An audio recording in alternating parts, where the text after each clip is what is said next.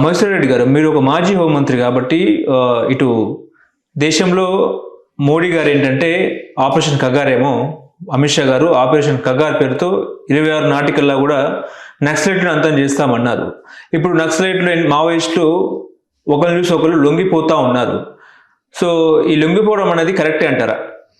మంచిదే.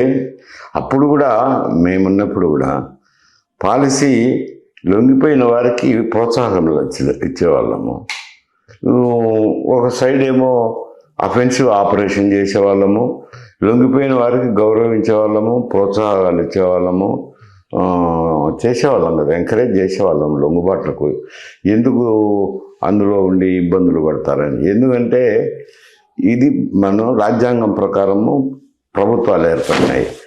వాటికి వ్యతిరేకంగా రాజ్యాంగ వ్యతిరేకంగా సమాన ప్యారలల్ ప్రభుత్వాలు నడుపుతామంటే ఎట్లా కుదరదు కదా.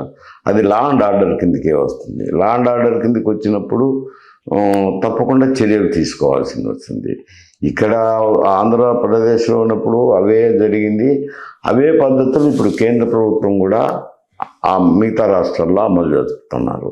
అంటే ఇప్పుడు ఉద్యమ పంద అనేది నశించిపోతుంది, అడవులన్నీ కూడా ఖాళీగా అయిపోతున్నాయి.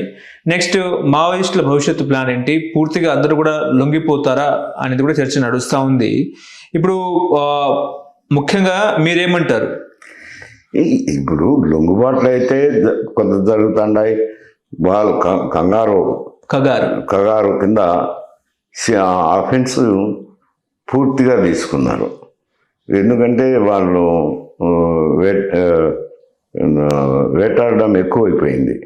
వాళ్ళకు కూడా ఇబ్బందులు ఉండాలంటే కూడా ఆడ కూడా కష్టంగా ఉంది. అడవులంతా జల్లెడ పడుతున్నారు.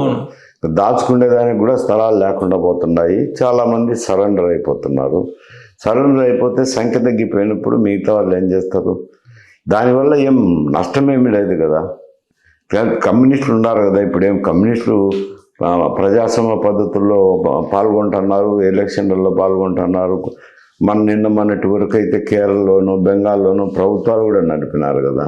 వీళ్ళు ప్రజాస్వామ్య పద్ధతుల్లో పాల్గొనవచ్చు కదా. తుపాకీ తీసుకొని తుపాకు గుట్టం ద్వారా అధికారం అంటే కనుక అది ప్రజాస్వామ్యానికి విరుద్ధం కదా అంట. అది ఏ ప్రభుత్వం కూడా అలా చేయదు అంట. నెక్స్ట్ మావోయిస్టుల ఉద్యమ భవిష్యత్తు ఏ రకంగా ఉంటుంది? ఇప్పుడు కీలక నేతలు కూడా లొంగిపోయినారు. ఆశన్న కానీ మల్లోజు కానీ వీళ్ళందరూ లొంగిపోయిన నేపథ్యంలో పూర్తిగా ఇక నిర్విరామంగా ఉండే అవకాశం ఉందా? అది జరుపుతామన్నారు కదా. వాళ్ళు కగారు నిలబెట్టలేదు కదా. వాళ్ళైతే ఒక సైడ్ జరుపుతున్నారు. లొంగుబాట్లు వస్తే కనుక ప్రభుత్వం వాళ్ళకు మామూలు అన్ని సౌకర్యాలు కల్పిస్తున్నారు అంట. అదే సేమ్ పాలసీ గతంలో ఆంధ్రప్రదేశ్ ప్రభుత్వం పాలసీలు అనుసరించినారా, అదే ఇప్పుడు అనుసరిస్తారు.